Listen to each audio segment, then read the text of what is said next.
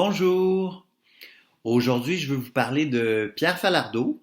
Je veux vous parler aussi de Sophocle, mais surtout, je veux aborder une question qui est pas si évidente. Comment traiter un ennemi mort?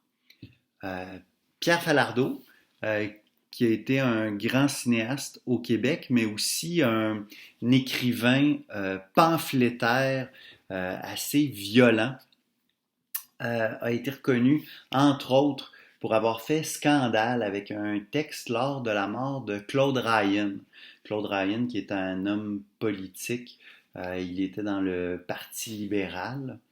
Et lorsqu'il est mort, Falardeau s'est réjoui. Euh, je vous lis un peu le texte. Voilà enfin une bonne chose de faite. Claude Ryan vient de mourir. Ne reste plus qu'à l'embaumer et à fermer le couvercle. Avec sa belle tête de sous-diacre empaillée et mangée par les mythes, il n'aurait fait, en mourant, qu'officialiser une situation de fait qui perdurait depuis longtemps.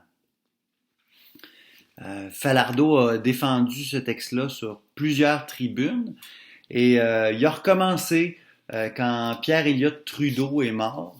Il a fait un autre texte. Le titre du texte, c'est Mange de la marde.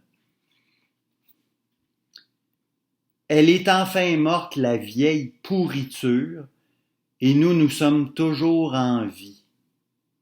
Mange de la marde.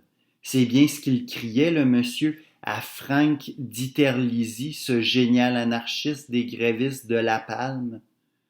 Vive nos chaînes, hurlent les pleureuses professionnelles de l'information, à la première chaîne, à la deuxième chaîne, à la chaîne culturelle.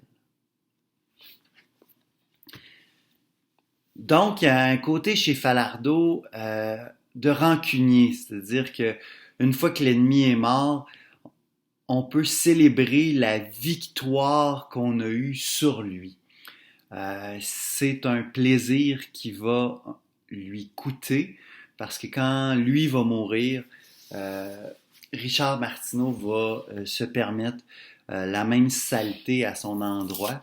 Évidemment, ce que Richard Martineau comprend pas, c'est qu'il y a une différence entre un politicien qui a détenu le pouvoir et qui a agi sur la vie des autres de façon directe et un artiste qui a combattu aux côtés des opprimés.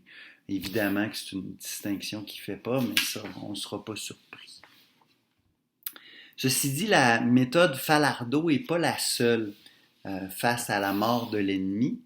Le tragédien grec Sophocle a écrit une pièce qui s'appelle Ajax. Et dans cette pièce de théâtre-là, il y a un débat entre deux postures, celle d'Ajax, qui est le guerrier musclé, fort, et il y a la position d'Ulysse, qui est l'homme rusé, qui veut se servir de la stratégie et de l'intelligence pour vaincre. Et les deux débattent pour savoir qui doit hériter des armes d'Achille. Ajax dit « Je suis le plus fort, elles me reviennent ». Ulysse dit « Je suis le plus intelligent, elles me reviennent ». Et comme c'est une joute orale, Ulysse va l'emporter. Ajax va être furieux d'avoir perdu cet héritage. Alors, en pleine nuit, il va se réveiller complètement fou. Et il va assassiner toute une partie de sa propre armée. Agamemnon, qui dirige le combat contre Troie, veut refuser d'enterrer Ajax parce qu'il est reconnu comme un traître. Donc, qu'est-ce qu'on fait avec les traîtres? On leur refuse la sépulture. Et là, Ulysse va intervenir et va parler à Agamemnon. Écoute-moi donc. Par les dieux, tu n'auras pas le cœur d'abandonner cet homme sans sépulture. Ne cède pas à ton ressentiment, il te souffle un déni de justice. Est-ce qu'Ajax ne me haïssait pas plus que tout autre dans l'armée depuis que j'ai gagné contre lui les armes d'Achille. Pourtant, en échange de sa haine, je veux lui rendre cet hommage, qu'il n'y avait pas devant Troie de guerrier plus valeureux, Achille excepté. Lui faire affront blesserait l'équité. Ce n'est pas lui, ce sont les lois divines que tu anéantirais.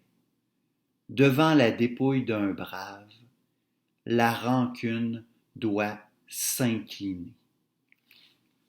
Cette dernière phrase-là est très importante. Devant la dépouille d'un brave, la rancune doit s'incliner. Et la position d'Ulysse, sous la plume de Sophocle, c'est de dire, lorsque l'adversaire est vivant, on le combat avec toute la vigueur possible. Mais, lorsqu'il est mort, le combat est terminé. Il faut arrêter de frapper et il faut rendre hommage aux morts. Alors, c'est un peu embêtant. Laquelle de ces deux positions est la meilleure et la plus juste? La position de Falardeau ou la position de Sophocle? Et spontanément, on peut être tenté d'aller du côté de Sophocle parce qu'il y a une espèce de grandeur d'âme chez Ulysse qu'on ne reconnaît pas spontanément chez Falardeau, même si Falardeau a la même droiture morale qu'Ulysse. Ceci dit, on comprend aussi pourquoi Falardeau fait ce qu'il fait.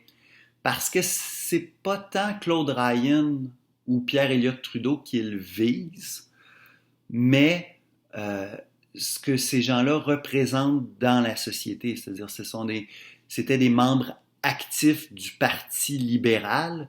Le Parti libéral existe toujours. Le colonialisme canadien-anglais existe toujours.